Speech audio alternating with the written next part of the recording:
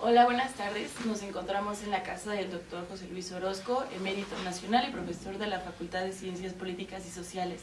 Nos recibió en su casa para poder hacerle una pequeña entrevista. Buenas tardes. Buenas tardes. Pues la primera pregunta es, ¿cómo es que usted escribe un texto o un libro? ¿Cuál es la rutina que lleva a cabo? Mire, la rutina es para gente que puede tener una rutina que le proporciona un ingreso estable proveniente pues, de venta de libros o de lo que sea. En mi caso, mis libros, a pesar de que han sido publicados por el Fondo de Cultura Económica, por la UNAM, pues no circulan mucho y eso desde luego me obliga a tener más que una disciplina, una indisciplina para poder escribir. Cuando llegué a México, ya cuarentón, debo decirle que en primer lugar no recibí mi pago en tiempo y por varios meses anduve en camiones. Cuando podía sentarme me parecía maravilloso porque ahí traduje varios de los textos que aparecen en un libro en 2 tomos que publicó la UNAM y la Secretaría de Educación Pública y que se llamó El Testimonio Político Norteamericano. Es decir, así escribí ese libro por necesidad. En lo demás hemos estado también escribiendo por necesidad y por los huecos que puede dejar el trabajo. Debo decirle que he sido siempre profesor, en algunos momentos y al principio de mi carrera, profesor de asignatura.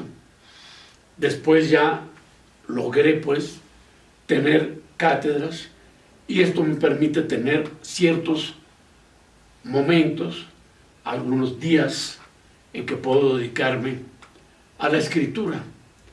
Sin embargo, debo decirle que, qué sé yo, a diferencia de Carlos Fuentes, de García Márquez, de no sé, Vargas Llosa, etc., yo no escribo de 8 a 12 del día, todos los días. No, yo escribo todos los días, pero cuando se puede. Esa es la idea.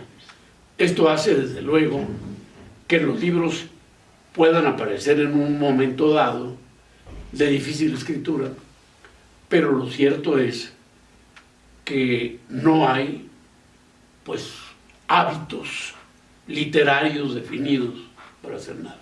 Es muy interesante eso que usted dice porque generalmente hay un estigma de lo que hacen los investigadores, de que tienen pues ciertos horarios de trabajo, que se levantan a las 7 de la mañana y demás.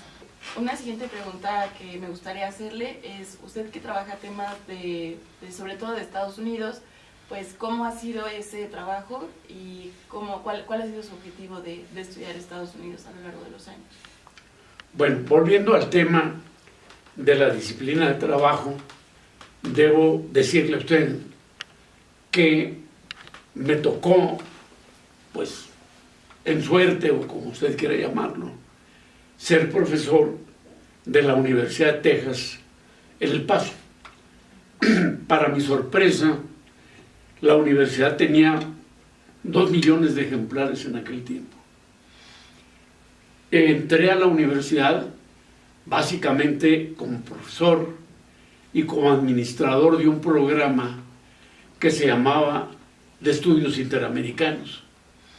Esto me permitía tener ciertas horas libres que yo ocupaba en recoger libros o en trabajar en mi oficina. Y en los 5 años que duré, me ocupé justamente de escribir el libro que se llama La Pequeña Ciencia. El libro La Pequeña Ciencia traía prácticamente un conocimiento bárbaro de lo que hasta entonces era la ciencia política norteamericana y una crítica a esa ciencia. Ahora, ¿por qué una crítica? Porque cuando yo estuve en la Universidad de Chihuahua, tuve otra vez la buena fortuna de conocer a un profesor italiano, Federico Ferro, que me hizo, en primer lugar, conocer autores italianos, casi todos ellos muy interesantes, neopragmáticos, etc. Y yo también estudiaba un poco autores ingleses. Ahora, otros profesores, en particular un maestro que se llamaba Ernesto Lugo, me introdujo al estudio del marxismo. Entonces, desde luego, creo que en ese tiempo llegaron también a Chihuahua con una librería que para mí era maravillosa, la librería Kazán. Llegaron textos de Gramsci, de Sorel, de James Burnham, etcétera, que me permitieron, desde luego, doblar un poco las ideas marxistas, y luego me permitieron también, a través del conocimiento solamente de Herbert Marcuse, llevar a cabo una especie de visión crítica de todo esto.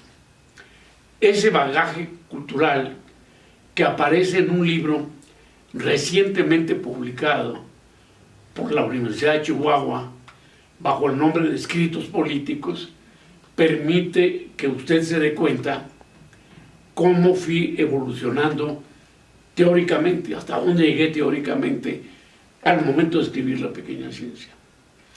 Eso me hizo, pues, seguir en el tema de los Estados Unidos, porque era un tema en el que ya me había metido. Estuve en San Antonio, Texas, a cargo de la escuela de la UNAM de San Antonio, y ahí pues me tocó la época en que se preparaba lo que mucha gente creía en aquel tiempo, que era el gran golpe a la derecha, como era la elección de Ronald Reagan. Compré libros, vi todo, y ya en México, cuando vine a México, ya tenía una biblioteca sobre las tendencias del pensamiento político norteamericano. Eso me ha hecho, a partir de ahí, la mayor parte de la gente entendió que yo estaría pues en disposición de pues crear una cátedra que se llamó en aquel tiempo Historia Intelectual y Política de los Estados Unidos, que se impartió en la Facultad de Filosofía y que al principio tuvo unos 14, 15 alumnos. En el siguiente semestre tuvo 70 alumnos. Y luego, cuando fui ya a la universidad, cuando fui ya a la Facultad de Ciencias Políticas, ya el número eran 100 y tantos. Entonces, eso dio a entender una tendencia que ya en aquel tiempo otros profesores compartían, y que era la creación de un centro sobre estudios de Estados Unidos. Desde luego yo no creé ese centro, sino clases sobre Estados Unidos, de las cuales partieron varios de mis alumnos, y en un tiempo dado lograron crear el centro de Estados Unidos, que se llamó al principio CISEGUA. Incluso hubo por ahí algún funcionario de la universidad que sugería que yo estuviera a cargo de él, pero en ese tiempo yo estaba ya en la Facultad de Ciencias Políticas, en el posgrado, y sin embargo seguí vinculado con ellos. Mis alumnos mismos nutrían ese centro de investigaciones. Yo les daba el instrumental para que siguieran investigando. Yo mismo investigaba sobre Estados Unidos. Y bueno, mi posición casi siempre fue una posición heredada en los propios Estados Unidos y que se llamó la New Left. Es decir, casi todos mis textos están investigados, elaborados, pensados en términos de una izquierda que yo consideré democrática y que me ha servido hasta ahora para tener un cierto prestigio como autor de los Estados Unidos.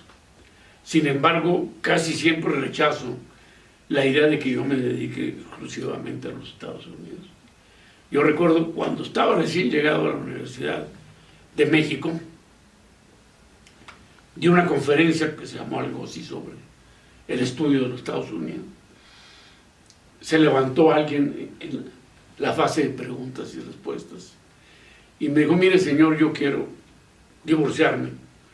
Yo vivo en Kansas City, y mi esposa vive en no sé dónde, y quisiera que usted me diera las formas pues para proceder al divorcio. Otro se levantó y me preguntó: oiga, fíjese que yo tengo acumuladas un montón de multas por aquí, por allá, en el estado de Missouri, y quisiera que usted me dijera esto y lo otro. Otro más, estoy seguro que fueron 3, me decía: bueno, oiga, yo también tengo un problema porque no estoy unido por la ley con una mujer, pero la mujer me quitó esto, me quitó esto otro. Yo me quedé verdaderamente impresionado, porque el término experto en Estados Unidos con el cual se me designó me parece absolutamente falso. Lo único cierto es que soy un investigador que procura seguir, a veces con visitas periódicas o lo que fuera, a los Estados Unidos. Pero eso no me hace un experto y mucho menos un fanático de los Estados Unidos. Bueno, muchas gracias, doctor, y muchas gracias por concedernos la entrevista. Pues yo le doy las gracias por venir a mi casa y por estar aquí en esta pequeña biblioteca.